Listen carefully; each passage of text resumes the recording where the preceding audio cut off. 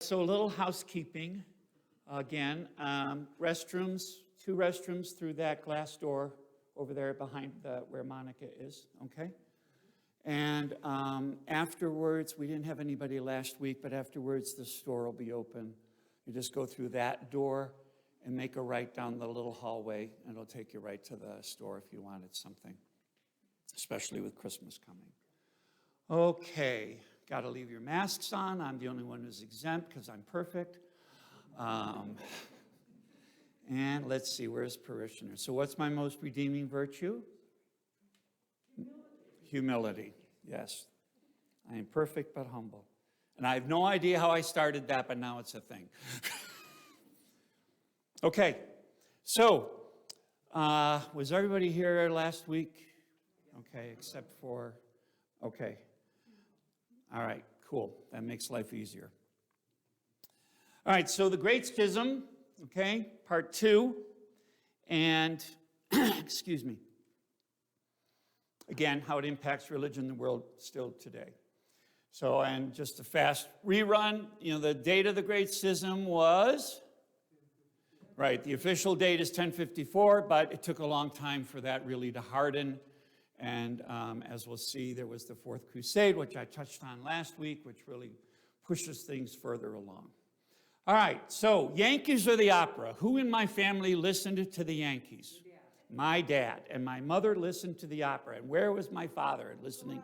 In the garage. He never got in the house unless it was really cold or really hot. So, and that's kind of, 2 totally different ways of looking at the world, 2 totally different personalities. My mom and dad were married almost 60 years. And it's kind of a nice analogy for church, all right? Because you have 2 totally different ways of looking at the gospel between Orthodox and Catholic while still being a lot in common, all right? As my mom and dad had a lot in common. So I just think it's a cute analogy. So the Fourth Crusade, of course, took place in 1204. Churches are not meant to be in competition. My parents were not in competition with one another. They had a good marriage all those years. And that's one of the problems with schism, is that they end up in competition. So I had these 2 boys in my parish in Arizona. Their father was the son of a Greek Orthodox priest. Their mother was a German Roman Catholic. They got married, had the kids. They decided to go to Byzantine Catholic as the happy compromise. So, right, the Orthodox father had the ritual, the Roman Catholic mother had Catholic faith. Everybody was happy.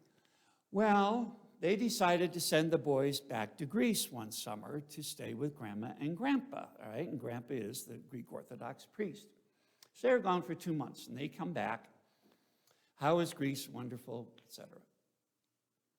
And then the oldest boy came up to me, and he says, Father, when exactly was the Fourth Crusade? And I said, 1204. Why?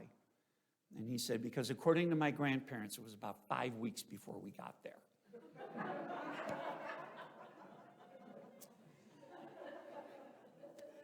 They were not happy that we were Catholic. And they were even less happy when they found out we were Byzantine Catholic.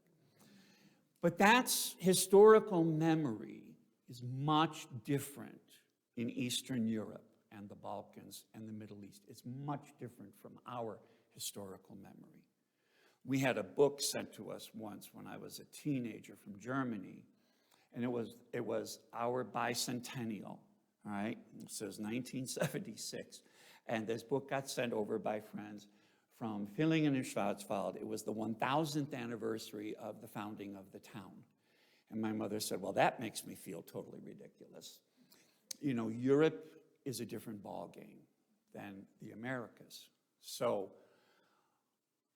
when Christakis' grandparents went to church, the boys went to this little Byzantine Catholic cathedral in Athens. And they would get dropped off, and then Grandpa went to offer liturgy at his parish. And the liturgies were exactly the same, so the same length of time, etc. Grandpa would come back to pick them up when he was done at his parish. The boys would wait on the corner. Grandpa would never get near the Byzantine Catholic cathedral. All right? They didn't want anything to do with it. There's that level of animosity sometimes. And then you have families that are mixed religion, and they work it out. All right? So Yankees and opera, which is it going to be? Can you have both? All right, so one of the big issues is that in Athens, the little Byzantine Catholic cathedral services are exactly as the Greek Orthodox Church. But that's not the case for a lot of Eastern Catholic churches and parishes. There was a lot of Latinization that was forced. So that makes the Orthodox leery of union with Catholicism, because are you going to do this to us? Complete lack of dialogue after 1453. Why? Because Moscow officially broke communion with Rome in the 1430s. After 1453, Constantinople is under the control of the Muslims, the Turks. So any contact outside of the empire was considered hostile, and it was dangerous to be engaged in. And as the Turkish Empire moves up, the Ottomans, all right, that cuts off communication between the churches. So the isolation increases. All right, now you have round one of trouble, big trouble. The Eastern Catholics, as the Russian Empire expanded westward, it takes over half of Poland, Lithuania. That half was heavily Eastern Catholic, mostly Greek Catholic. And in 1839, the czars decide to suppress the Greek Catholics because they look like Orthodox but are in union with Rome. The same mentality. Contact with the West is dangerous, okay? And suppress them with the collaboration of the Orthodox Church. Very violent, thousands of people deported to Siberia. It was a mess, okay? That left a very bad taste in Rome as to how we would have any communication with the Orthodox. 1848, the Orthodox patriarchs issued an encyclical condemning Catholicism. So that drives further apart any hope of dialogue. And then 1870, the last diocese, the Eparchy of Helm, that was still functioning in the Russian Empire was suppressed, again with great violence. And again, the Orthodox Church collaborated. So the Eastern Catholics went underground, okay? And they got very good at this. And they were underground until 1905, after the First Revolution. The Revolution 1905, Nicholas II allowed people whose families were Greek Catholic to return to Catholicism, but only in the Latin Rite.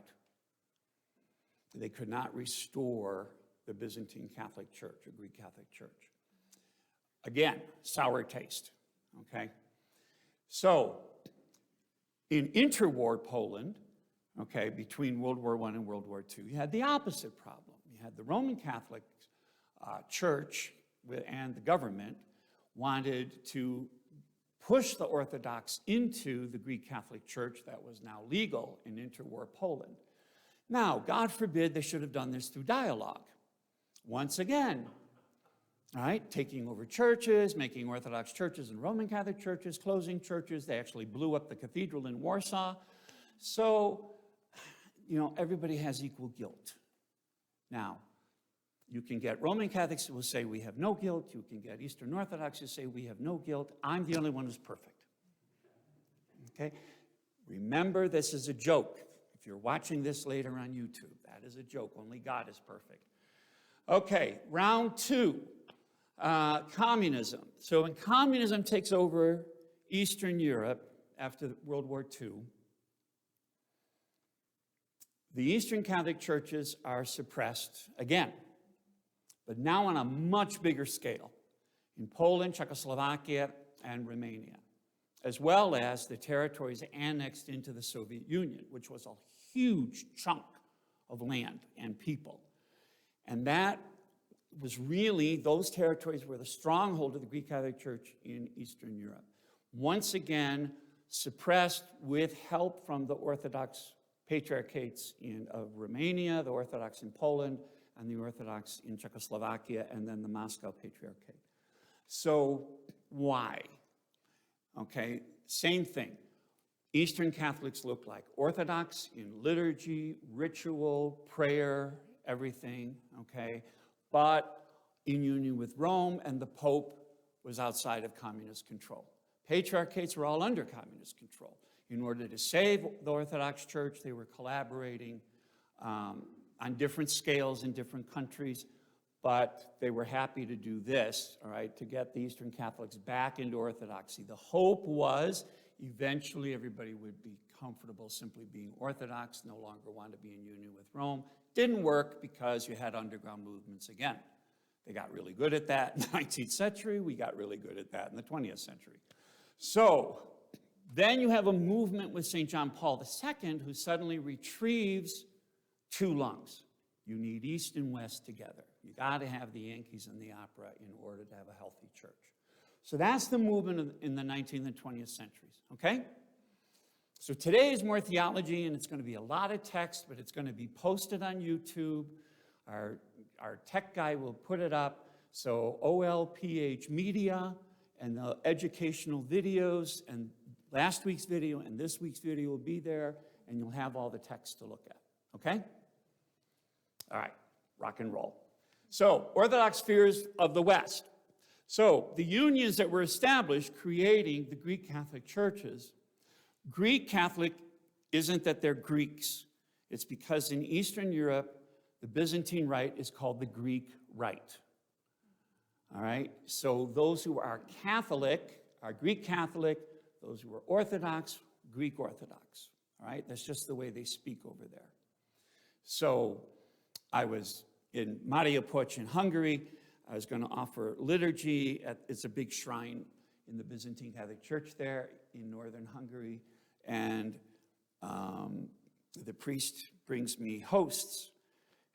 And I looked at him and I said, he spoke German, and I said, Warum haben Sie das für mich? Why do you have that for me? And he said, Sie sind Lateinische Katholische aus America. I said, you're Latin Catholic out of America. And I said, no, ich bin Griechische Katholische. I'm Greek Catholic. Oh, Sie sind Griechische Katholische. Oh, is Greek. And all over the church, he's Greek Catholic. And I was like, oh, now I'm really good in, so it was awesome. And I've never forgotten this. He said, Griechische Katholische. So you're Greek Catholic. So the unions were seen as invasions, okay, because they're chiseling out sections of the Orthodox Church because of the schism, okay? Especially in the time of troubles in Russia, okay, after the death of the last Tsar, before the establishment of the Romanov dynasty, when there was war between Russia and Poland and Lithuania, the Poles brought in not only Latin priests, but Latin bishops, just as the Crusaders had done in the Middle East. In the Middle East, they put Latin bishops over the liberated territories, but allowed the Byzantine Rite to function. This was an attempt to introduce the Latin Mass, even into the Kremlin. So this is something that's never been forgotten. Okay, the Fourth Crusade was 5 weeks before the boys got to Athens. Okay, time of troubles, about 2 weeks before. So it was a huge mistake. Technological advances in Western Europe. Western Europe advanced further and faster than in Eastern Europe for a variety of political and economic reasons. Cooperation and the suppression of the Eastern Catholics while ignoring discrimination against Latin Catholics. Latin Catholics in Russia, in Imperial Russia, had a very hard time of it getting permission to open a church. Didn't matter how many Roman Catholics there were in a town. You had to apply to a government office, often St. Petersburg. It was very difficult to do, and the Orthodox Church never stood up and said, hey, as fellow Christians, they shouldn't have to go through this. So there was animosity over that. Use of Orthodox imagery by Stalin. Now, Stalin, of course, had been an Orthodox seminarian in Georgia, but he became an atheist. Yeah, his mom wanted him to be a priest. It didn't work. Didn't go well. And it wasn't a good seminary. He got involved in revolutionary activities, got expelled. So he was a very fierce atheist, and, he worked at destroying the Russian Orthodox Church. Okay, so you had a church that by 1939 had 100 functioning churches in all of Russia for millions of people. In the 1937 census, it's well over half the population registered as believers. And those were the ones who were brave enough to do that. So, he hated religion. But fascism was on the rise in Europe. Nazism in Germany. Great fear of a new invasion from the West. And so he gets Eisenstein to create this famous movie, Alexander Nevsky. Alexander Nevsky was a Russian Orthodox saint who defeated the Roman Catholic Teutonic Knights, who were ethnic Germans, when they invaded back in the Middle Ages. And so there's this great scene in the movie, The Battle on the Ice. It's an interesting movie to watch when you know when it was made, because it's filled with Orthodox imagery. So even Stalin knew in 1938 there was no way he was going to get people on his side without somehow invoking the tradition of Holy Russia. So if you were to watch the movie not knowing that, you would think it was from imperial times. So orthodoxy and government mix, okay, even under the worst of times. During the NATO bombings in the Yugoslav war, the church and government both brought up 1054, the schism, and the Fourth Crusade. Stepanak, Cardinal Stepanak was persecuted by the communists. He's a blessed. He's up for sainthood. It's a huge debate in modern Serbia and Croatia. Is he a sign of Croatian Roman Catholic expansionism?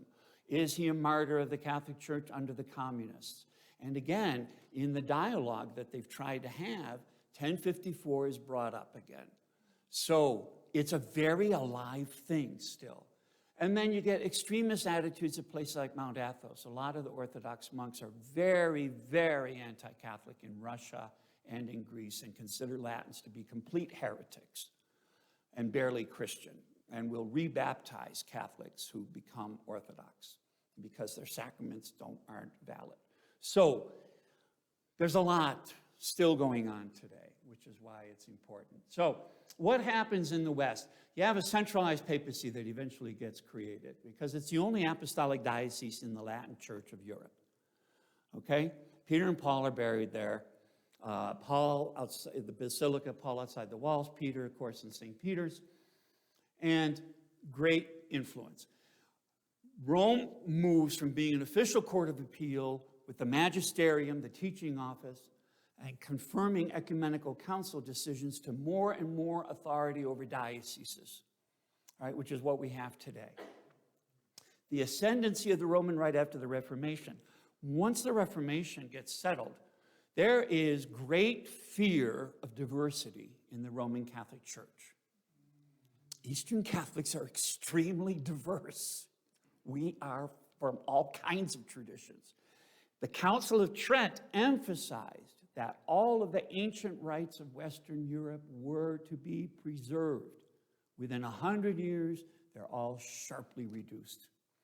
The Mozarabic rite in Spain happens in 2 churches in all of Spain. The Ambrosian rite of northern Italy is only in the Archdiocese of Milan. So the Italo-Greeks in the south of Calabria, Puglia, Sicily, as priests would die, the local Latin bishops would put in a Latin priest in the parish. And there were no more eparchies, no independent bishops for the Italo-Greeks in the south. So they also almost disappear. And forced Latinization of the ones that survived, and forced Latinization of the Maronite Patriarchate. Now, if you're an Eastern Christian and you're watching that happen, how can you trust the Holy See of Rome? That if there's reunion, you're going to be okay. Because they're claiming supremacy over the Christian world. Not over the Roman Catholic world, over the Christian world. That was the ultimate evolution of a centralized papacy. Now, gradually, Jerusalem, Antioch, Alexandria, and Constantinople, they finalized their break with Rome. Schism splits Europe into Catholic West, Orthodox East. Catholic means universal. Orthodox means of the true faith. Many on both sides condemn the others as heretics, which still happens. Interestingly, intercommunion and mutual confession endured in the Greek islands well up to in the 1500s.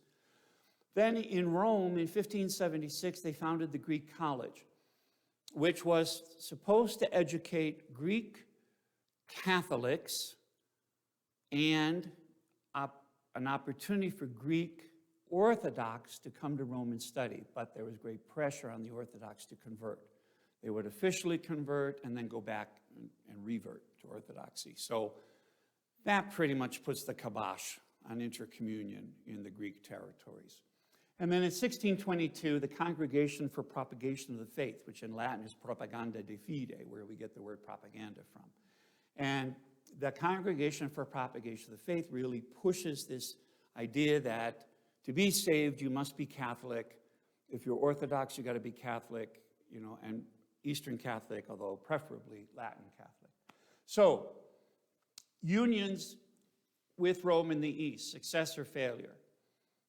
So the Eastern Catholics were supposed to be bridges to the Orthodox, the Oriental Orthodox, which is the Syriacs, the Coptic churches, and the Assyrian Church of the East, using the Council of Florence of 1439 as a model. It's really not a good council to use because it didn't work.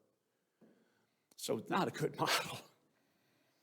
There is no requirement to use the filioque in the creed when part of an Eastern church became Catholic. It was never required because in Greek, it's heretical. So to say the Holy Spirit proceeds from the Father and the Son in Greek, you create a second aspiration of the Holy Trinity, like I said last week. So, but they do agree to accept Catholic dogmas as defined by Rome in the future and at the time of union. So whatever had been defined by Rome that was new, since the schisms, they had to accept, and anything in the future, which creates problems in a little while. The Muslims, they saw the unions as forerunners of foreign rule, an invasion by the French or the Austrians. The Orthodox and Oriental Orthodox saw this as invasions, coming out of Poland, Lithuania, or the Austrian Empire, a time of internal disarray, corruption, Islamic rule, Polish-Lithuanian rule. It's not seen as bringing about the Yankees and the opera back together. It's seen as you're cutting out part of the church. So it's two different perspectives. All right, partially successful unions. So when the Portuguese get to India, they discover the Syro-Malabar Church. The Syro-Malabar Church had been isolated because of the Muslim conquest, but they still recognized Peter as the primate of the universal church. They only had contact with the Church of the East in Mesopotamia. The Portuguese come. St. Francis Xavier himself accepted the Syro-Malabar as authentic Christians and in communion with the Catholic Church, but quite literally, arrogant missionaries get involved. And in 1653, there's this horrible event called the Synod of Diampar, where the Syriac language books were literally burned by the hundreds. Their liturgical and spiritual heritage wiped out. The bishop who had been sent from Baghdad was sent back. One bishop was killed, and it leads to a split of the Malabar Church, which endures to this day. The Armenian Oriental Orthodox Church, it had scattered communities of Catholics from the 1200s on. They get a patriarchate inside the Ottoman Empire, and they covered what is modern Armenia, Georgia, Turkey, Syria, Lebanon, but they're always a minority of the Armenians. All right, it's never a majority church. The Assyro-Chaldeans, the Church of the East, they have patriarchs after 1551. They get their permanent patriarchate, Catholic patriarchate in 1834. Eventually, this becomes a majority church, and it is today. The majority of Assyrians are in the Chaldean Catholic Church. The Ethiopians, great progress in Ethiopia, fantastic progress. The whole church was on board, and then the Jesuits get involved in the 1600s, and they totally screw it up. Because they do in Ethiopia what they did in India, which is force them to introduce Latin style of sacraments, get rid of their traditional format. It's a disaster. And the royal government reacts intensely, and a mission is not reestablished until 1839. And to this day, it is a small church, the Ethiopic Catholic Church. The Ukrainian Metropoly of Kiev, the Council of Brest in Poland, was held in 1595. Everybody was on board. It was going to be full communion restored. And then you have, what religious order do you think? Yes, our favorites. Jesuits get involved, government gets involved, politics gets involved, lots of stuff gets involved. 2 eparchies pulled out. All right, so you only have a partial reunion. And this metropoly is what gets suppressed in 1839, okay, when Russia expands westward. And then the Church of Krzyżewski in Croatia, union of the Croatian and Serbian Orthodox with the Catholic Church in 1611. Everything was going great. Then you get this bishop who comes in and says, no, you don't have a legitimate bishop. He's got to be my vicar. And he doesn't treat him well. Splits in half. All right, and half of them go back to the Serbian Orthodox Church. The Romanians in Transylvania, the entire church had reunited, or Rome reunited with them, depending on your perspective. 1701, split. Okay, half go back to Orthodoxy. Copts of Egypt, always very small. The Melkite Patriarchate of Antioch. This is really interesting because they pulled it off. They kept communion with both sides, with Constantinople and with Rome. And they did a great job of it until 1724. And there was a fight inside the church. Who should be the new patriarch? One guy was very pro-Catholic. One guy was very pro-Orthodox. Both guys got elected. Everybody had to decide which guy do they follow.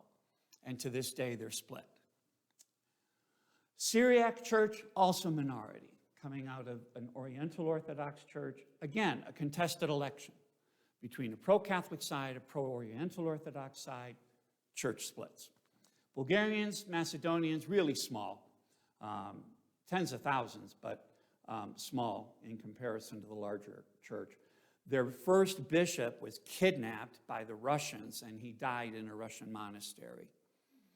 So, in fact, today is the feast of Blessed Eugene Bosilkov, who was a Bulgarian Catholic bishop who was shot on this day by the communists.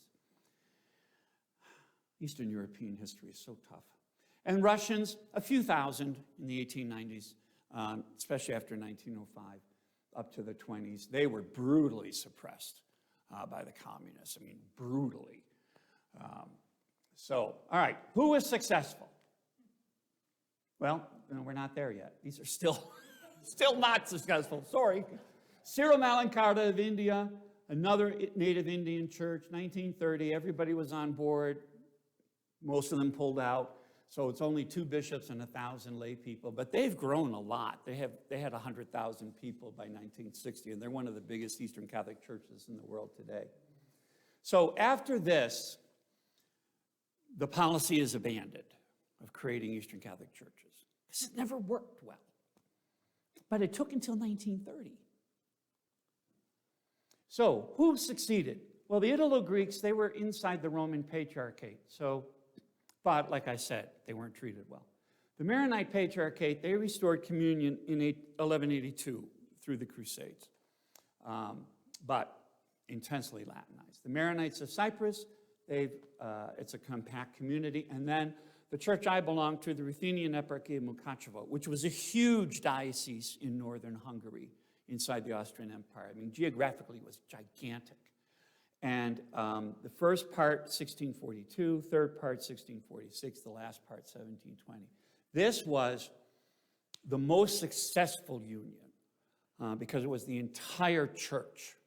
And everybody was on board, and everybody was happy with it. So the Jesuits weren't involved. They tried to get involved. And fortunately, the imperial family was very pro-Greek Catholic. And to this day in the cathedral in Uzhhorod, there is a memorial service sung on the anniversary of the death of the Empress Maria Theresa, because the Habsburgs were so good to our church. So the Jesuits didn't get to do the stuff they wanted to do, which was they wanted to convert everybody into Latin Catholics. So they got tossed. Thanks be to God and his Holy Mother. So, but in America, as I mentioned last week, the Roman Catholic bishops did not like married priests. They did not like a church using Slavonic language. They did not like the funny cross. They didn't like us at all. And so you have the creation of a Ruthenian Orthodox Church for the first time in 200 years, thanks to Roman Catholic bishops, none of whom were Jesuits. All right, Latinization. Supposed to be bridges to Orthodox. Why would Orthodox submit? And that was the idea. It was not an idea of reuniting. It was an idea of submission to the Holy See in order to be saved. Eastern Rite. You will still see this in Catholic media. Conservative, liberal, doesn't matter. They will always say, Catholics of the Eastern Rite. There is no Eastern Rite.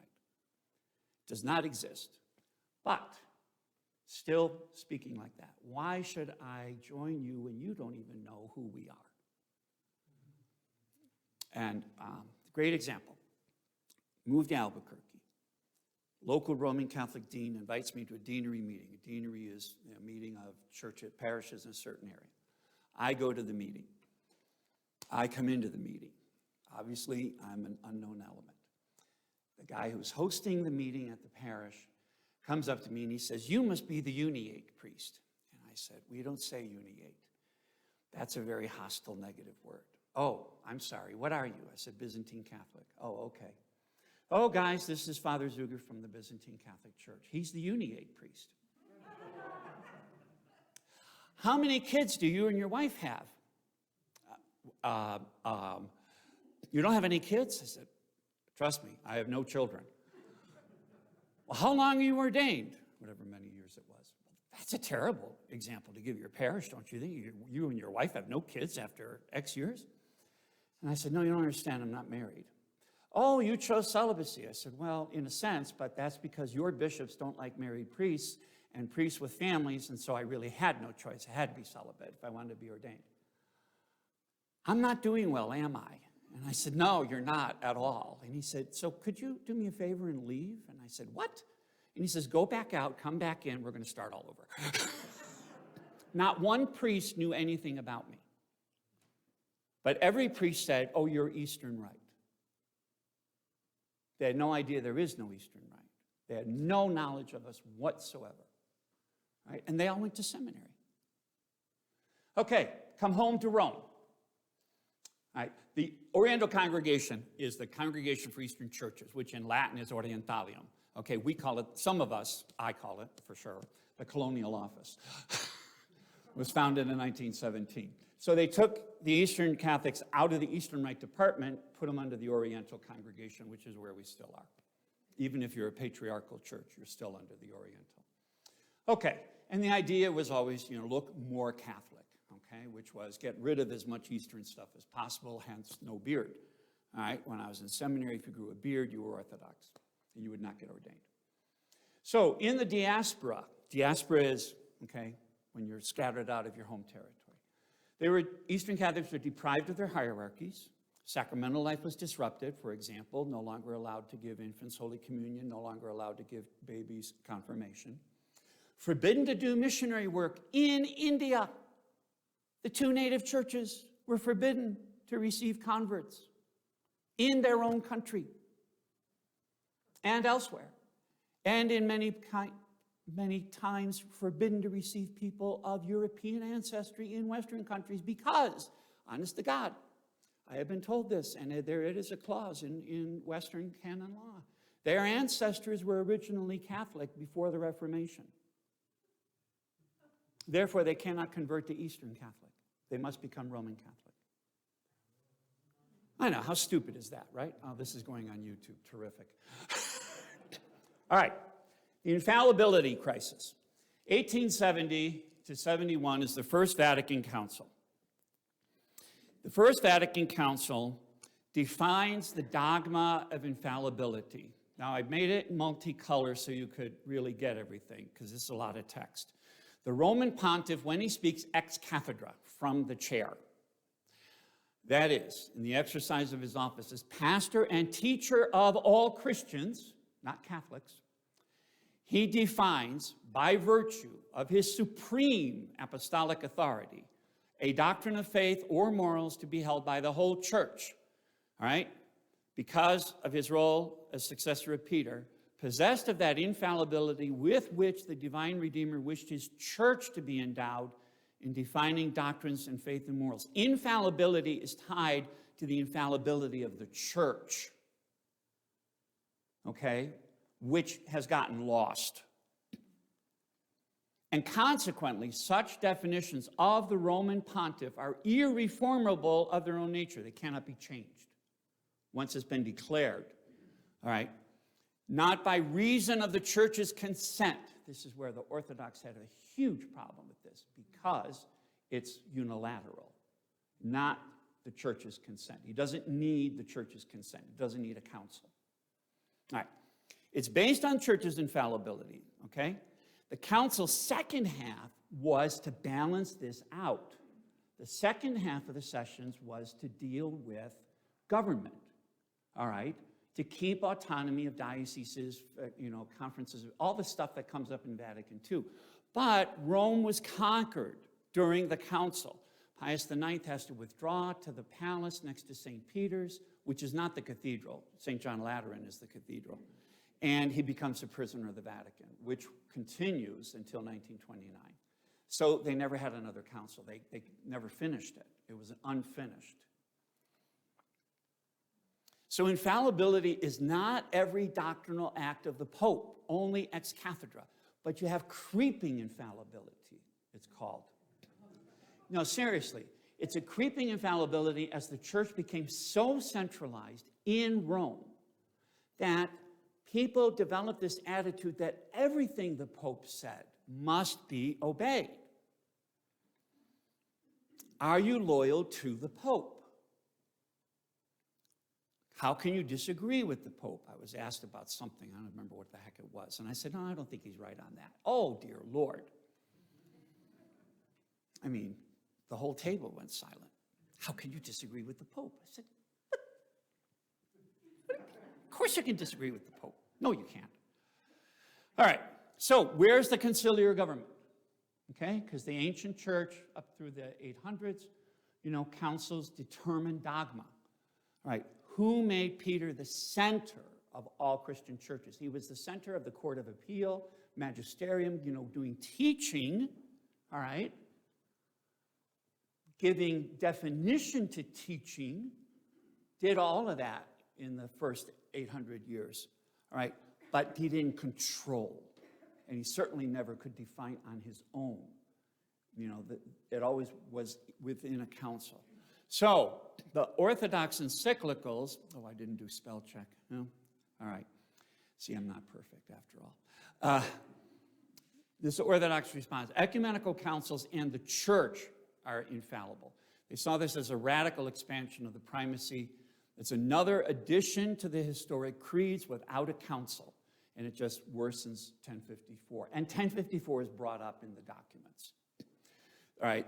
Councils could be superseded by the papal office proclaiming a dogma. Now, this is creeping infallibility. The Immaculate Conception was defined in 1854, all right, with consultation of bishops, but not a council, okay? The Pope did not have to solicit the support of the hierarchy. So the Immaculate Conception is defined in 1854, before 1870.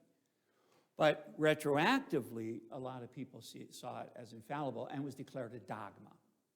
Okay, you have to believe it as a Catholic. You have to believe the Immaculate Conception of the Virgin Mary in the womb of her mother. That's what it is. It's not the virginal birth. That's totally different.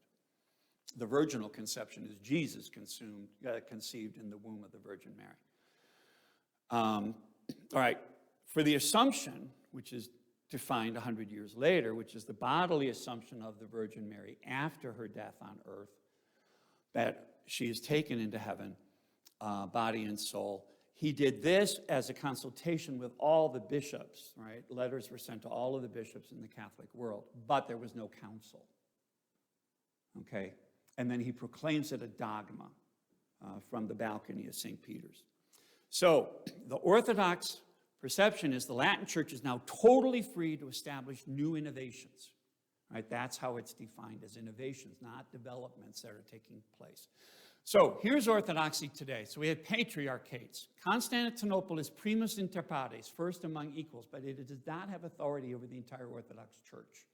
It is not like the Pope. All right? This is what he rules. It basically is the church in Turkey and the Greek Orthodox diaspora. Then the other ancient patriarchates, Moscow, which became a patriarchate in the 15th century, Romania, Serbia, Bulgaria, Georgia. Georgia is very ancient. The others are more modern. And then autocephalous, which is self-governing churches. And now we have a conflict between Moscow, which is the biggest Orthodox church in terms of population officially, although only 2 to 5% go to church every Sunday in Russia. But, you know, it's the biggest baptized population, and Constantinople. And Constantinople had been working for 40 years to put together this great council, which was held in 2016, and it collapsed because Moscow and Bulgaria pulled out. So there's real conflict inside Orthodoxy, all right, as to authorities. Autonomous churches, it's a mix. Sinai is the tiniest. China has only a couple of parishes that have survived. In Ukraine, there's a real mess between Moscow and Constantinople. And then these churches that are disputed. And even in the missions in Asia and Africa, they're split between allegiance to Moscow, Constantinople, Alexandria.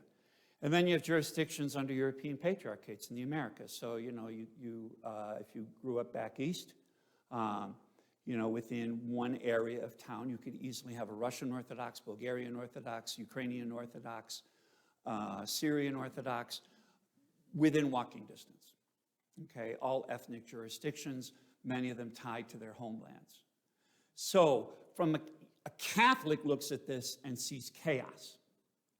An Orthodox theology looks at this and says, yeah, it's not a great setup right now, but we are a federation of churches, okay, with a common faith and common sacramental life. All right, Eastern Catholics today, this is who we are, all right? And again, it'll be on YouTube, so you can look at it more closely. But this is the structures, you know, you have patriarchates, major archbishops, metropolias, individual eparchies in a country, an exarchate, which is below a diocese, ordinariates, where you have people scattered around, and then these little administrations, all under the Oriental congregation. How well-versed is the Oriental congregation? Priest I know goes to work in the Oriental. He's from Slovakia, Greek Catholic. His grandfather was persecuted under the communists. His father was persecuted under the communists. He meets the head of the congregation, who was an Italian. And, you know, where are you from? Slovakia, blah, blah, blah. What's your family do? My dad's a priest. My grandfather's You're the son of a priest? The guy appointed to head the Oriental congregation had no idea there were married priests. He had no clue. None whatsoever. And he was put in charge of this congregation. All right, theology today. Filioque, our favorite topic. So, the United States Catholic Conference has this on their website. That's the title, A Church Dividing Issue, ? And this is a summary of the dialogue, Orthodox Catholic dialogue from 2003. We're aware of the problem of the theology and its use in the creed is not simply an issue for Catholic and Orthodox, because the Protestants use it, because they came out of the Roman Catholic Church.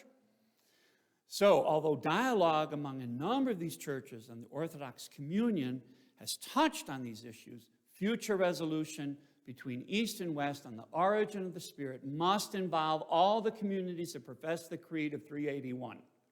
So this is huge progress, because that's when the Creed had its final definition, okay? Our consultation makes the following recommendations to the members and bishops of our own churches to commit to a new earnest dialogue concerning origin and person of the Holy Spirit. Right, that all involved in such dialogue expressly recognize the limitations of our ability to make definitive assertions about the inner life of God. I mean, duh, in the end, the Trinity is a mystery, right? Okay? And, they're drawing on Scripture, the riches of the theological traditions of both of our churches, all right? And looking for constructive ways of expressing what is central to our faith. That in the future, because of the progress, Orthodox and Catholics refrain from labeling as heretical the traditions of the other side. Now, I gotta say, the Catholics have made a lot of progress on this. That you still find a lot of Orthodox who will call Catholics heretics, as we'll see. But here, that Orthodox and Catholic theologians distinguish more clearly between the divinity and hypostatic identity of the Holy Spirit, which is a dogma of our churches. All right, you got to distinguish between that and the manner of the Spirit's origin, which awaits full and final ecumenical resolution. It's got to be a council. There has to be a council to resolve this. And that the Catholic Church used the original Greek text alone in making translations of the Creed for catechetical and liturgical use. And of course, in all of your parishes, you all say, and I believe in the Holy Spirit who proceeds from the Father. Right? No, you all say who proceeds from the Father and the Son. This is not being done anywhere. Granted, it's from 2003, but they just updated the Roman Catholic texts. And that was not done. In Rome, when the Creed is sung in Greek, the filioque is never used. But of course, in Latin it is. All right, that the Catholic Church, following theological consensus and the statements made by Paul VI, declare the condemnation made at the Second Council of Lyon of those who presume to deny that the Holy Spirit proceeds eternally from the Father and the Son is no longer applicable. Paul VI made a lot of progress. All right, Immaculate Conception. Catholic dogma is this, that in the womb of St. Anne, the Virgin Mary is preserved from original sin by the foreseen merits of Christ's cross to save her from the stain of original sin. Patriarch Bartholomew of Constantinople, the Orthodox do not see original sin as a moral stain or legal responsibility, but rather transmitted through inheritance the corruption, I know this is tough, caused by the separation of mankind from the uncreated grace of God, which makes him live spiritually and in the flesh. So you have two different ways of looking at original sin. Okay, inherited automatically physically, or because of the separation from grace, right? Which are different ways of looking at it. So in the Orthodox definition, Mary is freed while she remains all holy, pure, and immaculate, okay, her entire life. She's freed from original sin at the Annunciation, when Christ is conceived in her womb. So it's two different ways of defining her immaculate state, okay? So her holiness and purity were not blemished by the corruption because she's reborn in Christ. Her reinstatement in the condition prior to the fall, that existed prior to the fall, did not necessarily take place at the moment of her conception. We believe it happened afterwards, as consequence of the progress in her of the action of uncreated divine grace through the visit of the Holy Spirit, which brought about the conception of the Lord within her, purifying her from every stain. So it's two totally different ways of defining it. And that has to be fixed. Purgatory, all right, purification of the souls of the dead. Roman Catholic holy cards, you can buy them at Garson's, will show the Virgin Mary with the Christ child in her lap and all these people in fire. But they're not in the fire of hell, they're in the fire of purgatory. This was a huge issue at Lyon and in Florence, all right, that the souls are not purified to enter into heaven by fire, because fire is reserved for Gehenna. But it became a popular Latin image and still is. And that is big. How are you purified? And when I die, am I ready to get into the presence of the Holy Trinity? Odds are, given my life and the knowledge of my own sinfulness, that ain't going to happen. I'm going to have to be purified. Both churches agree on that. We pray a lot for the dead. I mean, tons of times. We have 5 All Souls Saturdays. Both sides canonize saints, but the theology, the eschatology is much less developed in the Eastern Church, in the Orthodox churches. So that's another thing that's got to be settled. The papal primacy, obviously. What is the role of the Pope of Rome in a fully united church vis-a-vis the patriarchates and the autocephalous churches, that self-governing churches? What is his role? Right now, the Pope appoints a lot of bishops. 90% of the bishops in the Catholic world are appointed by Rome. And that's just not going to happen in Eastern churches used to electing. We no longer elect bishops as Eastern Catholics. Our church, Ruthenians. Some churches do, but it always has to go to Rome to be confirmed. All right, Eastern Catholics, a lot of Orthodox still call us uniates, which is not a polite word. Uniate implies, by virtue of using a Latin word from Eastern Catholic, that you are Latinized, okay, and that you have forfeited your heritage. What's the future in a reunited church? Okay, do we get to exist as our own churches in a reunited church? Many Orthodox call us ecclesial communities. They will not call us churches. And there is fierce propaganda in Russia, in particular, against the uniates.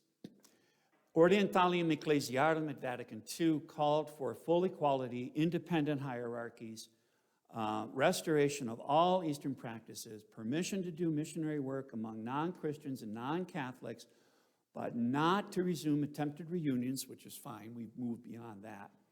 But it still says rights. It is the mind of the Catholic Church that each individual church or rite, there's no such thing as a self-governing rite. A rite is liturgical and spiritual life. So even in the Vatican document of Vatican II, they still don't, it's a Latin document written about Easterners, basically. And again, I mean, if I'm Orthodox and saying, oh, you're going to call me a rite? Seriously? After 2,000 years, we're still saying that? All right, Orthodox and Catholic, East and Vatican II. So, the Orthodox churches were invited by John the 23rd to send delegates to Vatican II. He had a very good relationship with the Orthodox when he was nuncio in Bulgaria and again in Turkey, before and during World War II. He had extremely good relationships. There are streets in Bulgaria that are called John the 23rd Street or Giovanni or Roncalli Street, because that was his name, Roncalli. He's very well thought of, all right? He had a very good, healthy relationship. So he sent out these invitations. Everybody sent someone, at least one representative, except for the Greeks. They didn't do it until 65, and we'll see why. The Eastern influences in the decisions of Vatican II, the liturgy, all right, vernacular, all right, because Eastern churches use liturgical languages like Slavonic or Old Greek, but also use vernacular, which was not done in the Roman Catholic Church. The restoration of the chalice to the laity, concelebration of the clergy at a mass, that never happened before, okay? You had to have separate masses as Roman Catholic priests, right? Concelebration comes out of the East. An equal status for Eastern clergy with Latin clergy. I was supposed to walk behind Roman Catholic priests who were younger than me. They had precedence. That's how it was set up, right? Now, not in my lifetime, thank God. But you would have an Eastern Catholic patriarch have to walk behind a cardinal, rather than the patriarch walk up close to the Pope. That was done away with. And that's very important. It's very symbolic. Government. The Eastern Catholics technically, we got sui juris status, that we exist in and of our own life. Okay? The Metropolia of Pittsburgh is a sui juris self-governing church. In Orthodox terminology, it would be an autocephalous or autonomous church. Probably more autocephalous. That we're a self-governing church. Yet, we have a vacancy in my eparchy. the Council of Hierarchs had to send a list of possible names to Rome, not electing or choosing one of the guys. Okay? So sui juris is half and half. Kind of like, what's the stuff you put in coffee? Half and half. So we're half and half still. Right? Creation of synods, right? Francis is doing this big synod. That's where it comes from. Restoration of synodal government. That's out of the Eastern churches, right? Because that had disappeared in the Latin church. And then seeing the Orthodox and the Oriental Orthodox as sister churches, not schismatics or heretics. Huge jump forward. Now, granted, not all Orthodox or Oriental Orthodox see the Catholic Church as a sister church, but some do, right? It's progress, certainly a lot of progress. All right, here we go. 1965, this is why Greek delegates show up at the end of the 1965 session. All right, at Rome and Constantinople, at the same time in both cathedral churches, right, at St. Peter's Basilica and at the Phanar in Istanbul, Constantinople, the same statement was read out, lifting the excommunications of 1054. So, one cannot pretend that these events were not what they were during this very troubled period of history. Got to acknowledge it. They have been judged more fairly and serenely, right, calmly. It is important to recognize the excesses which accompanied them. They were personal censures, right? They had directed their censures against the persons concerned and not the churches. They were not intended to break ecclesiastical communion between the sees of Rome and Constantinople. They are certain they express the common desire for justice and unanimous sentiment of charity, which moves the faithful, and recall the command of the Lord, if you're offering your gift at the altar, and remember your brethren has something against you, leave your gift and go first and be reconciled to your brother. And this is Pope Paul VI on his own, and Patriarch Athenagoras I, with his synod, in common agreement, declare that they regret the offensive words, the reproaches, the reprehensible gestures which have marked or accompanied the sad events. They regret and remove from memory and the midst of the church the sentences of excommunication which followed these events, the memory of which has influenced actions up to our day and hindered closer relations in charity, and commit these excommunications to oblivion. An enormous, gigantic step. Enormous after 900 years. They deplore the preceding and later vexing events, which under the influence of various factors led to the rupture of ecclesiastical communion. See, interesting, Paul VI and Athenagoras with his synod. You see, the wording is very important. They're being very careful. Realize this gesture of justice and mutual pardon is not sufficient to end both old and more recent differences. But through the action of the Holy Spirit, those differences will be overcome through cleansing of hearts, regret for historical wrongs, efficacious determination to arrive at a common understanding of the faith of the apostles. Right? That's what matters, the apostolic faith. And this is why, that kind of statement is why that at the time of Vatican II, there was so much enthusiasm of people really expecting full restoration of intercommunion between Catholics and Orthodox because of these kind of powerful statements that are being made. Now, in 1964, Pope Paul VI made his decision to become the first pope to leave Italy in centuries, and he wanted to go to the Holy Land.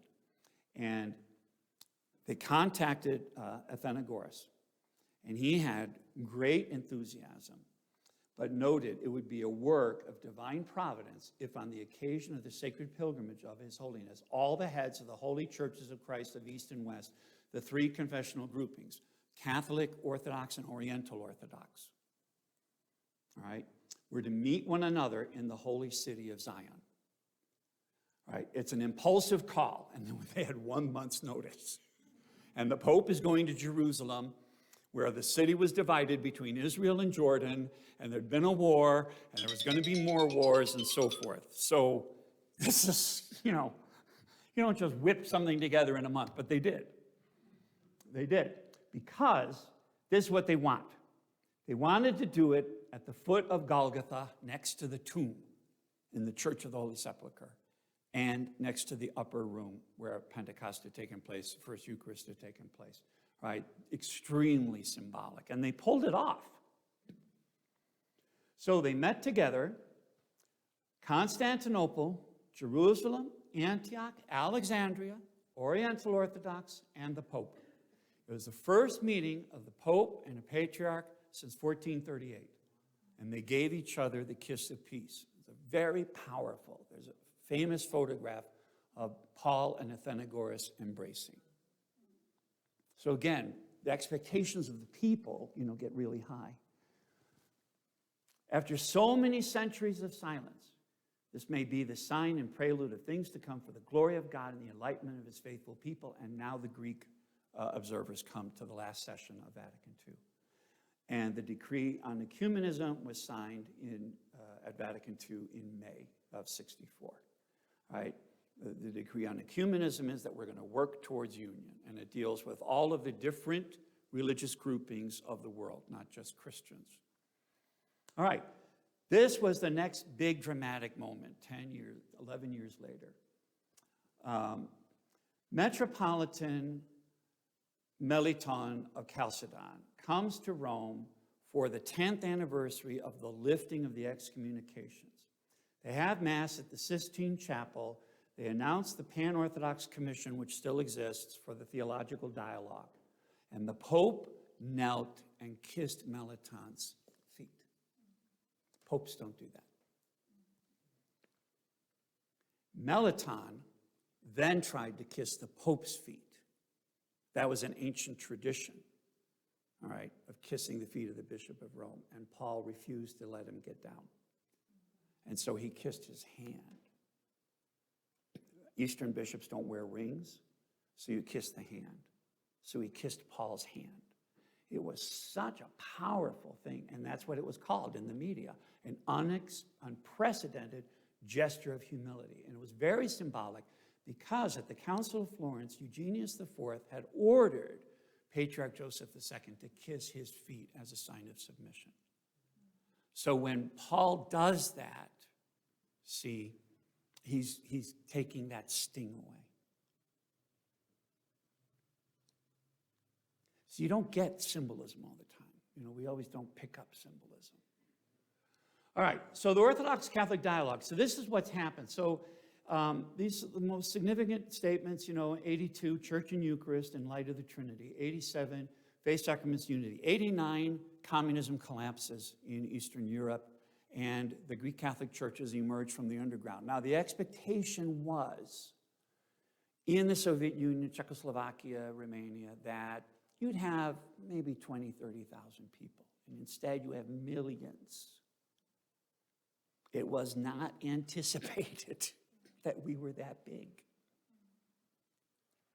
So you have nearly 6 million people in multiple countries declare that they have kept the Catholic faith, they have kept an active underground life, and they have kept underground hierarchies. They have functioning churches that come into public, and the Russian Orthodox and the Czechoslovak and Romanian Orthodox all condemn it, and the dialogue stops. Because the uniates are back. And nothing happens for a long time until 1993. It took 4 years. And they do a formal rejection of uniatism as a method of church life. Okay, so it's the first formal time it's been rejected. And that Eastern Catholics have the rights to exist, but the Orthodox side would only say we are ecclesial communities, not churches. But at least, we have the right to exist. We do not have to go back into the Orthodox Church. All right, Orientale Lumen is published in 1995 by John Paul II, and this is the two-lung ecclesiology, bringing back the idea that the church needs to have two lungs. You have to have East and West together. They both have to be complete. Actually, it's a beautifully written document. He grew up, as everybody knows, in Poland. His best friend was Jerzy Kluger, who was Jewish. His mother had Ukrainian Greek Catholic relatives. His father had Lithuanian relatives. He comes out of the old tradition of a tolerant Poland-Lithuania, of a Poland-Lithuania that had been a healthy country where Jews and Christians interacted with each other. So he is not a stereotypical chauvinistic Roman Catholic attitude, all right? And he knows whereof he speaks. So it's beautifully written on what Eastern Catholics need to be healthy, all right? And we do. He was right. We really do need it. 2,000 more on rejecting uniatism. Over the span of 10 years, they've dealt with ecclesiology, theology of the church, papal primacy, papacy in the first millennium versus today, restoring synodal government in church life. And when John Paul II went to Greece, he apologized for the Fourth Crusade. First thing he did in Athens, he apologized for the atrocities of the Fourth Crusade, even though the Pope at the time, Innocent III, had nothing to do with it, and he had actually excommunicated the Crusaders after he found out what they did in Constantinople. That's the first thing he says in Greece. He apologizes for what happened. And during the Holy Year, he made a point of apologizing for all the sins and crime, anything that the Catholic Church had done wrong. And he specifically referred to things that had been done wrong to Eastern churches. So it was extremely humble, really beautiful. All right, what are the obstacles? All right, so in the East, liturgy changes organically, slowly. You come to a Greek Orthodox church today, go to St. George's on High Street, and you were to go back in time to a Greek Orthodox church in Greece, in 1750, and it's going to be the same service. You go here, our service in America is about an hour and a half. In Europe, it's about 2 hours. So we had an organic change in America, but it's still a Byzantine-Ruthenian version, okay? What the East saw was this radical change in the Roman Catholic Mass, from the Tridentine Mass to what exists today, and the turning around of the altars, which completely changes the theology, right? Because the priest is supposed to,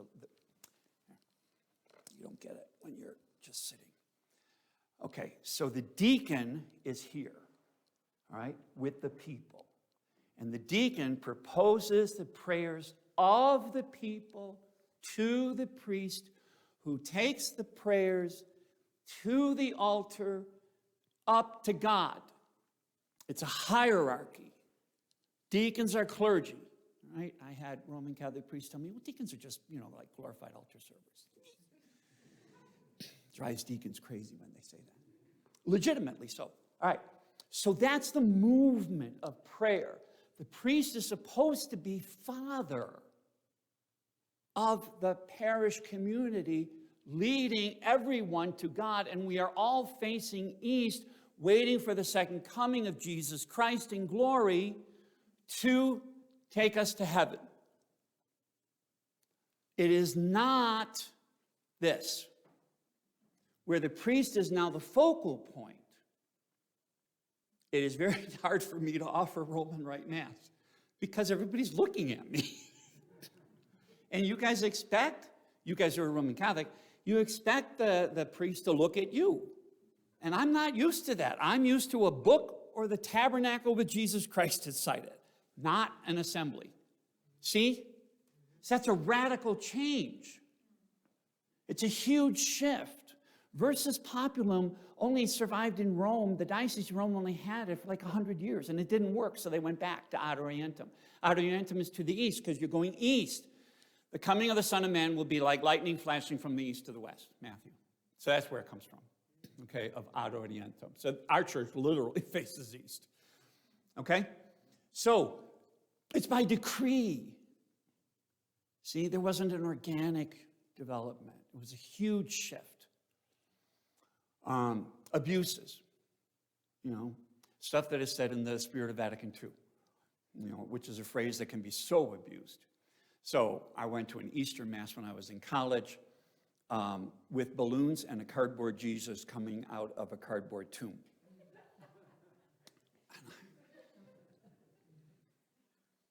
That's an abuse. Okay. Latinization continues, unfortunately.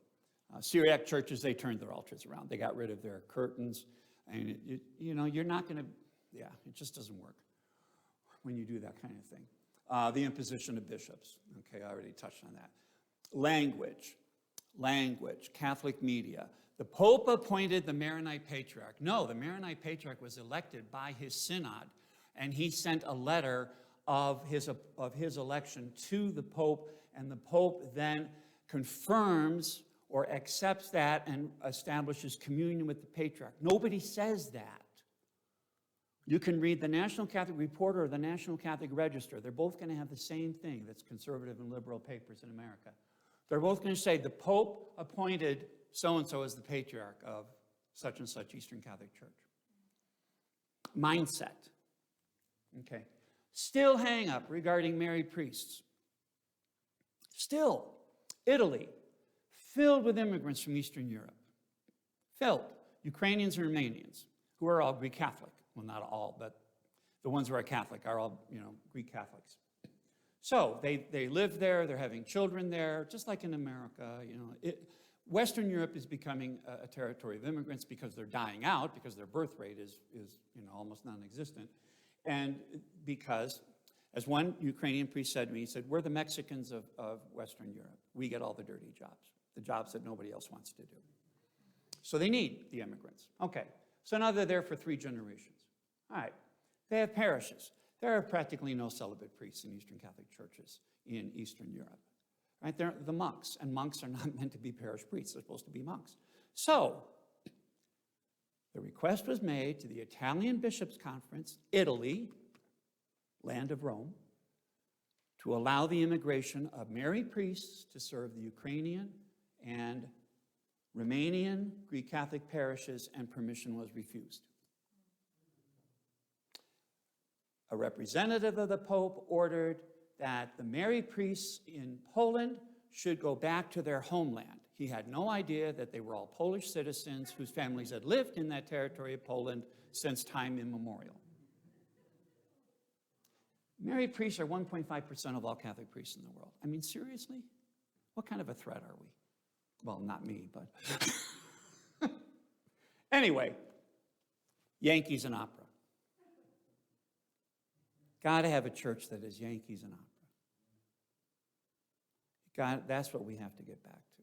We need a church where that kind of nonsense does not happen. We need a setup where, in Ukraine, there is such intense propaganda from Moscow, both government and patriarchate, against the Greek Catholics, blaming the Greek Catholics for everything. That's, that it's a uniate invasion. It's just, there's been a lot of progress made, but there's still, ways to go. But it's really important to go back to what was up here before. They have to do it, the powers that be have to do it with the Holy Spirit. You got to listen to the Holy Spirit. And really, you got to get synods together, where people can talk face to face or mask to mask nowadays. and really work on this. But we've made so much progress. We've made tremendous progress, really, in a very short time when you look at 900 years versus 1964. That's a lot of progress. So, okay, my alarm went off because it's time for questions. Yes? Do you see any hope for unifying Christians who call themselves Protestants? Do I see any hope for unifying Christians who call themselves Protestants? Well, you've had progress where you have, like in Canada, the Uniting Church of Christ, and in America, United Church of Christ. But there's a lot of differences among Protestants. You go from High Church Episcopalian to Pentecostal. You have churches that are sacramental churches. You have churches that only have baptism. It's a broad range.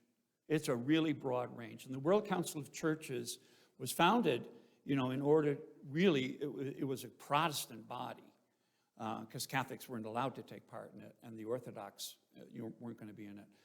And they've had various statements of faith, to get to common faith, but there's a lot of ground to cover, because there are so many different versions of Protestant theology, of what we call Protestant. So we might be in a better boat, really, Catholic and Orthodox dialogue, because it's more defined dogmatic and doctrinal positions, whereas the Protestants, you have such a myriad of positions. Okay? Yes, ma'am. This has to do with infallibility, and it's kind of like two questions. So, the Immaculate Conception and the Assumption, were they both ex-Catholic?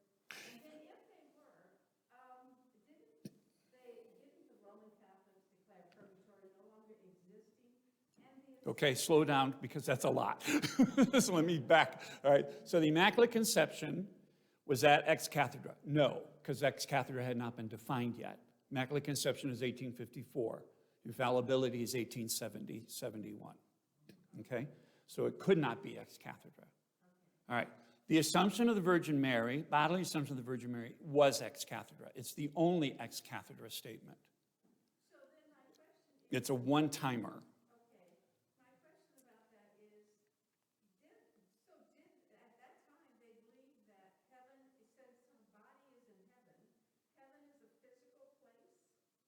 That the body is in heaven of the Virgin Mary, yes. That heaven is a physical place, that's a metaphysical question, not to make a pun. And I'm not. It's how do you define where heaven is? Obviously, it's outside of our realm of existence. We always look up to heaven, right? But we know what's in the stratosphere. So, but yes, it has space. It has to have space, because Christ and the Virgin are there with their bodies. Christ's body at the Ascension, the Virgin Mary's body at the Assumption, could not be subject to corruption because she was the temple of the living God, and babies leave a bit of DNA in their mothers. So Mary has some of the DNA of the risen Christ. So she couldn't be subject to corruption. Plus, it's an ancient tradition of the church. The dogma, the statement of the dogma draws on all kinds of the fathers of the church, for centuries. It's an ancient belief. Okay? And so purgatory, was it? Purgatory still exists. The church never said purgatory stopped existing. Right. We still have masses or divine liturgies for the dead. Right. They still need. I said to this one guy when I was in college. He was going on that purgatory doesn't exist. Oh, limbo. Oh, Lord, that was a horrible thing. Limbo, that unbaptized babies were stuck somewhere until the end of time. What a horrible thing to say to a mother and father who just lost a child. Good heavens. I don't know who came up with that, but I'm glad they got rid of that. Yeah, that was awful. Okay? That was never ex-Catholic. It was never a doctrine either. It was a popular belief. Yeah. Popular beliefs and doctrine are two different things. Yeah. And all believers in all religions are really good at popular beliefs becoming doctrinal statements when they're not, which can cause problems. Yes, sir. It's interesting. I attended a Catholic Lutheran seminar a couple of years ago. Found out there are 35 different varieties of Lutherans, some closer to Rome and some very far away from Rome in that sense. Yeah. And every time Lutherans have a disagreement, they create a new entity. Yeah, you can. Yeah, you end up splitting. And I don't know if I can attribute this to you or somebody. Somebody told me once that there's a difference between unity and uniformity. Yes. Okay, so what he was saying, for those that are going to be watching this on YouTube, was that he was at a Lutheran Catholic seminar, and there's 35 different Lutheran churches, which there are, from close to Catholic to very low church, and there's a conflict. You can end up splitting and creating a new denomination. And there is a big difference between unity and uniformity. That's what happened in the West after Trent, when the Council of Trent wanted unity with variety, and variety disappeared, because there's an excellent example of what I was saying. Making a doctrinal, making a popular belief. Oh, Trent really wants just the Mass of Pius V, which it never says. So you end up with uniformity, which is never healthy in a church. Somebody made the point once that we may never achieve unity, but we may achieve unity, but we won't have, it'll be uniformity more than unity.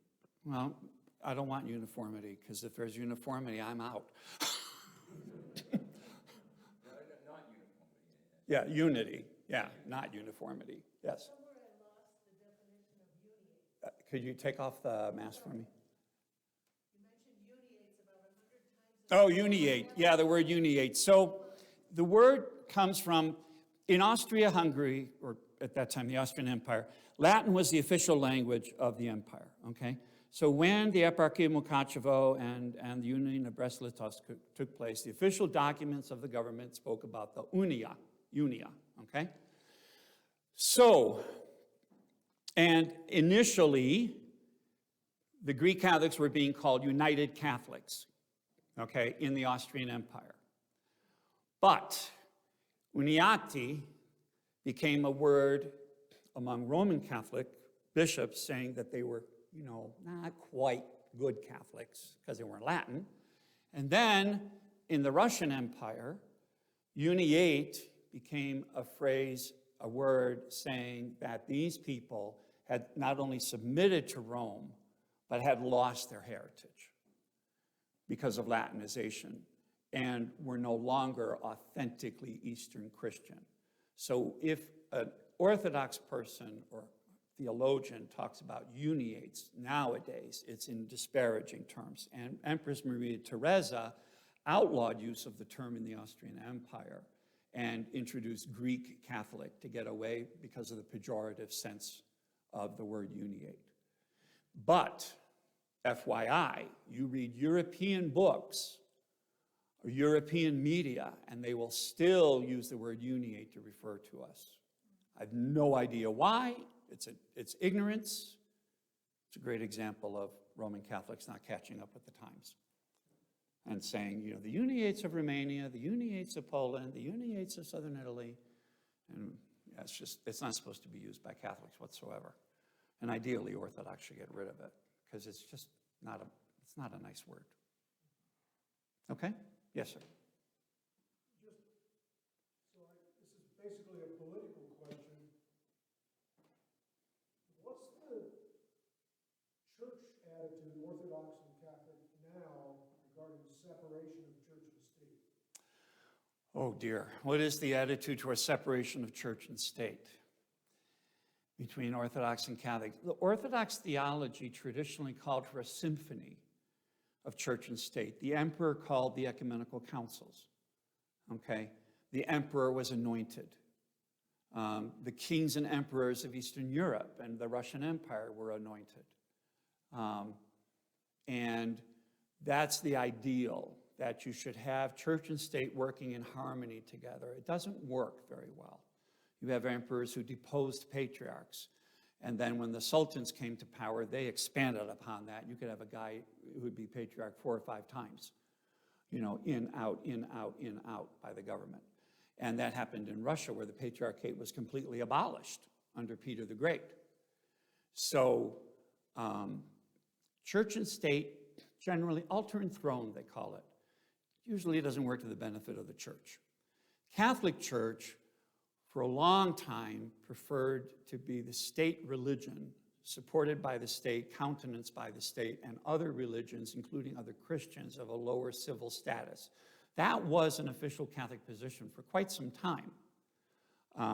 But, thank God, moved away from that, because they had to deal with republics. After the French Revolution, and the United States in particular, that was the first big test case. Well, now what do? We have a republic for the first time in how long? A big republic. And where do Catholics fit in? So you have this slow evolution, which you end up getting to the Catholic point of view with the decree on religious liberty, where the church rejects that finally, that idea of uniting altar and throne. And you see where it gets into trouble. It's obvious where you can get into trouble, because then who has the greater power when you have that? That was the big controversy with Gregory the Great and the investiture. Do the local landlords appoint the parish priest? Do the nobles appoint the bishop? Does the king appoint the archbishop and bishops in a country? That's what you have in state churches today. And nowhere in the world where you have a state church do you have a healthy church. Scandinavia church attendance is 5% or less. England, the Anglican Church in England and Wales, very poor attendance. Russia, like I said, 2 to 5%. You know, where you have that attitude where nationality and church are united, you get into trouble. And the church never wins. The state wins, because the state has physical power. So, and it's never a good thing for the church to have state control, because states ultimately demand control, by definition, even in a democracy, you know, even in a democracy. And you have that battle in America. What position do churches have in the public square? That's the beauty of separation of church and state. That's why you want tax-exempt status for a church, because it's very easy to tax a church to death. And that's what the communists did. And they would tell Western powers, well, we had to close that church because they didn't pay their taxes. Well, yeah, the electric rate was 100 times the normal electric rate. Of course they couldn't pay. You know, the taxes were just jacked up until there was simply no more money from these people. So, yeah, you want separation of church and state. Okay? All right. Anybody else? 11:26. All right.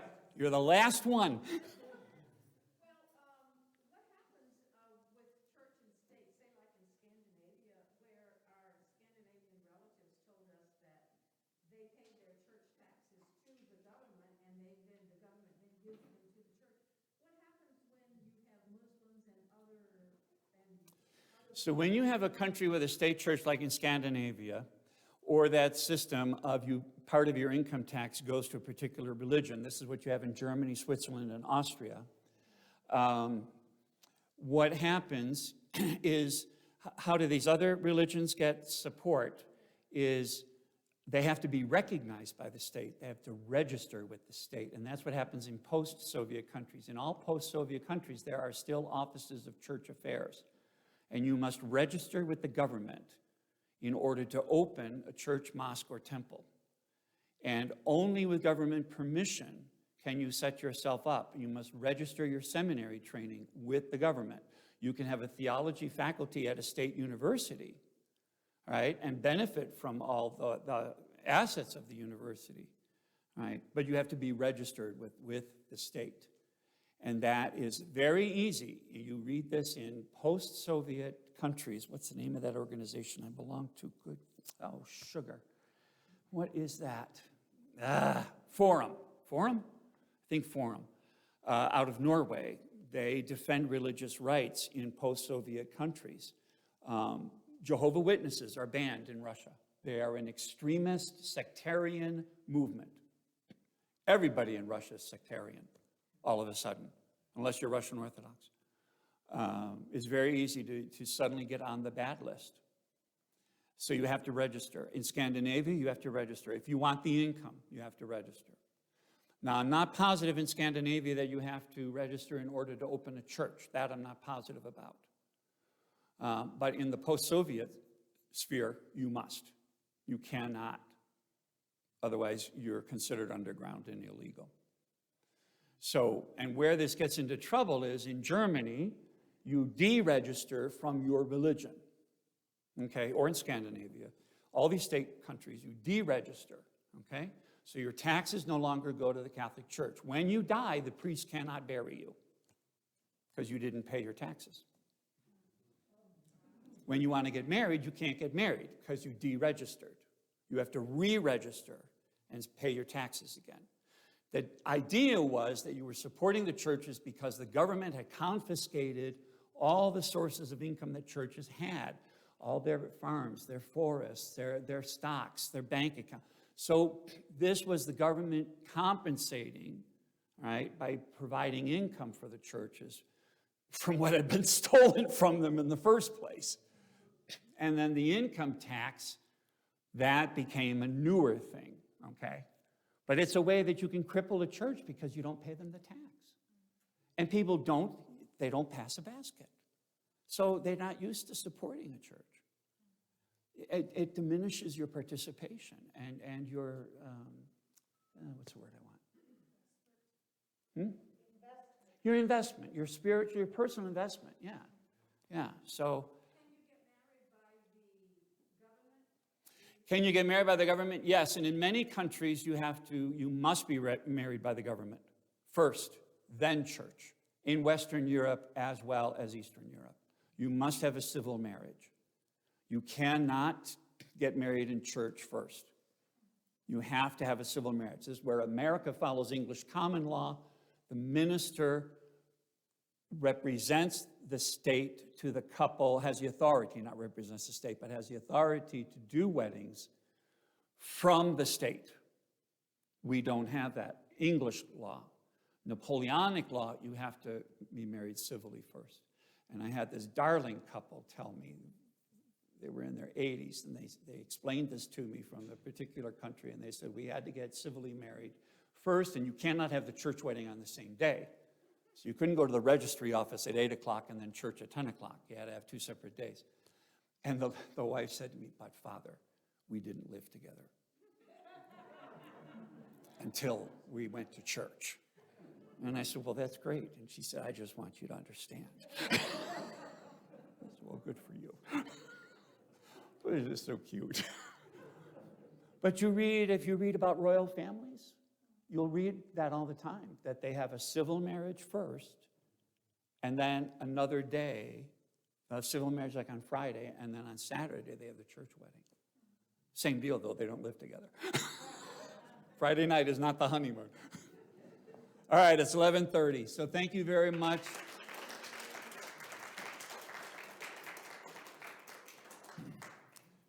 All right, I had to stop, hold, hang on, because I got to text and tell them we're done. Oh, done. I have to turn this off, I have to turn this